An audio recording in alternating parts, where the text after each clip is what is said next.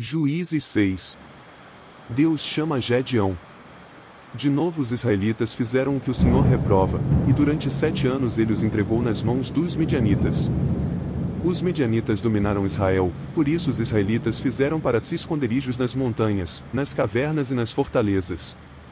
Sempre que os israelitas faziam as suas plantações, os midianitas, os amalequitas e outros povos da região a leste deles as invadiam. Acampavam na terra e destruíam as plantações ao longo de todo o caminho, até Gaza, e não deixavam nada vivo em Israel, nem ovelhas nem gado nem jumentos. Eles subiam trazendo os seus animais e suas tendas, e vinham como enxames de gafanhotos, era impossível contar os homens e os seus camelôs. Invadiam a terra para devastá-la. Por causa de Midian, Israel empobreceu tanto que os israelitas clamaram por socorro ao Senhor. Quando os israelitas clamaram ao Senhor por causa de Midian, ele lhes enviou um profeta, que disse: Assim diz o Senhor, o Deus de Israel, tirei vocês do Egito, da terra da escravidão. Eu os livrei do poder do Egito e das mãos de todos os seus opressores.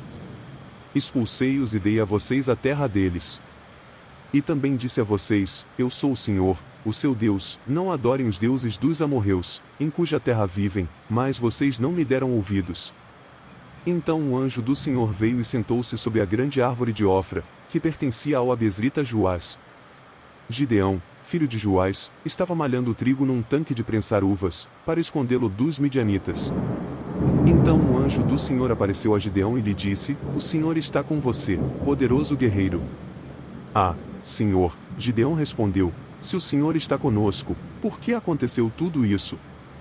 Onde estão todas as suas maravilhas que os nossos pais nos contam quando dizem: Não foi o Senhor que nos tirou do Egito?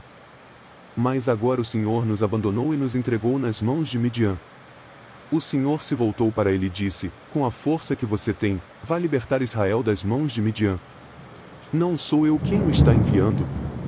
Ah, Senhor, respondeu Gideão, como posso libertar Israel? Meu clã é o menos importante de Manassés, e eu sou o menor da minha família.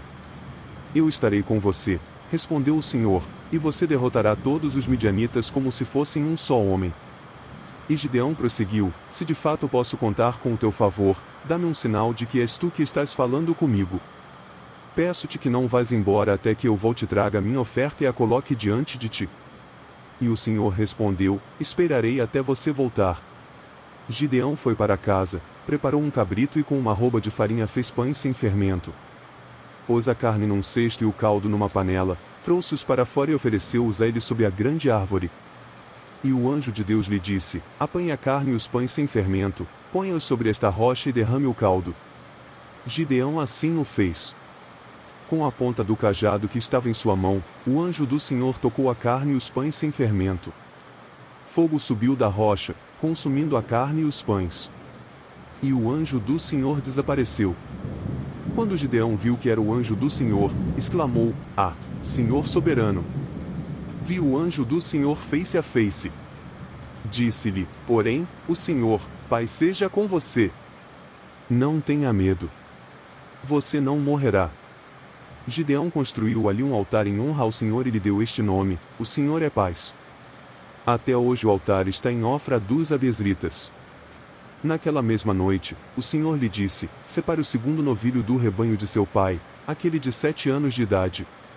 Despedace o altar de Baal, que pertence a seu pai, e corte o poste sagrado de Azerá que está ao lado do altar.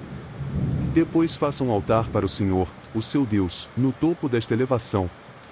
Ofereça o segundo novilho em holocausto com a madeira do poste sagrado que você irá cortar.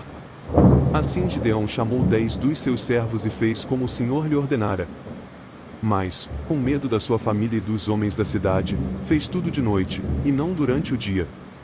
De manhã, quando os homens da cidade se levantaram, lá estava demolido o altar de Baal, com o poste sagrado ao seu lado, cortado, e com o segundo novilho sacrificado no altar recém-construído. Perguntaram uns aos outros: Quem fez isso?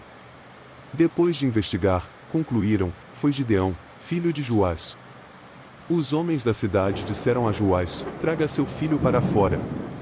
Ele deve morrer, pois derrubou o altar de Baal e quebrou o poste sagrado que ficava ao seu lado. Joás, porém, respondeu à multidão hostil que o cercava: Vocês vão defender a causa de Baal? Estão tentando salvá-lo? Quem lutar por ele será morto pela manhã. Se Baal fosse realmente um deus, poderia defender-se quando derrubaram o seu altar. Por isso naquele dia chamaram Gideão de Jerubaal, dizendo, que Baal dispute com ele, pois derrubou o seu altar. Nesse meio tempo, todos os midianitas, amalequitas e outros povos que vinham do leste uniram os seus exércitos, atravessaram o Jordão e acamparam no vale de Jezeel. Então o Espírito do Senhor apoderou-se de Gideão, e ele, com um toque de trombeta, convocou os abesritas para segui-lo. Enviou mensageiros a todo Manassés, chamando as armas, e também a Asser, a Zebulon e a Naftali, que também subiram ao seu encontro. E Gideão disse a Deus, quero saber se vais libertar Israel por meu intermédio, como prometeste. Vê, colocarei uma porção de lã na eira. Se o orvalho molhar apenas a lã e todo o chão estiver seco, saberei que tu libertarás Israel por meu intermédio, como prometeste. E assim aconteceu. Gideão levantou-se bem cedo no dia seguinte, torceu a lã e encheu uma tigela de água do orvalho. Disse ainda Gideão a Deus, não se acenda a tua ira contra mim. Deixa-me fazer só mais um pedido. Permite-me fazer mais um teste com a lã. Desta vez faze ficar seca a lã e o chão coberto de orvalho. E Deus assim fez naquela noite. Somente a lã estava seca, o chão estava todo coberto de orvalho.